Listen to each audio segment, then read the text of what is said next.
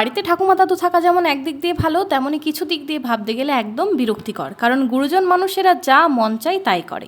কোনো সময় বৌমাদের বারণ করা কাজগুলো ওনারা শুনতেই চান না, ওটাই বারবার করে করেন। এই ব্যাপারটি বুঝলাম আমারই এক রিলেটিভের বাড়ি গিয়ে, মানে আমার ছোটদির বাড়ি। দিদি তার ছেলে ও শ্বশুর শাশুড়ি নিয়ে একাই শ্বশুর বাড়ি থাকে, কেননা জামাইবাবু ভারতীয় সৈনিকের কোনো একটি পদে কর্মরত। কবে বাড়ি আসে, কদিন ছুটি কাটায়, কোনো ঠিক ঠিকানা নেই।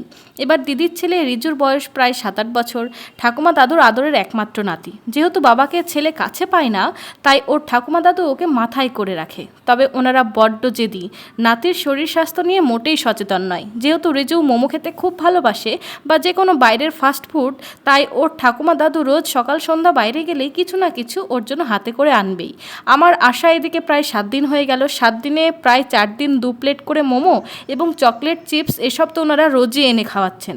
আর যেহেতু দিদির ছেলে খুবই হেলদি হয়ে গেছে, তাই ছোটদি কিন্তু রোজ সকাল বিকেল রাত্রি বারবার ওনাদের কানের গোড়ায় জপ করে, ওকে বাইরের খাবার একদম এনে দিও না, ওগুলো খাওয়া অস্বাস্থ্যকর। কিন্তু কিসের কি, নাতির মন পাওয়ার জন্য ওনারা রোজ ছেলেটাকে আজে বাজে খাবার খাইয়ে যাচ্ছেন। তবে এটা ভাবছেন না ওর মা কেন বারণ করছে, বা ওনারা নিজের হাতে বাচ্চাটার লাইফটা শেষ করে দিচ্ছে। রিজু যেহেতু বাজারে মোমো খেতে খুব ভালোবাসে, তাই সেই নেশা কাটানোর জন্য আমি দিদিকে এই ধরনের একটি রেসিপি সাজেস্ট করলাম, যেমন হেলদি তার থেকে অনেক অনেক বেশি টেস্টি। এবার আপনারাই কমেন্ট করুন দেখি, এই ধরনের ঠাকুমা দাদু থাকা ভালো নাকি না থাকাই বেশি ভালো।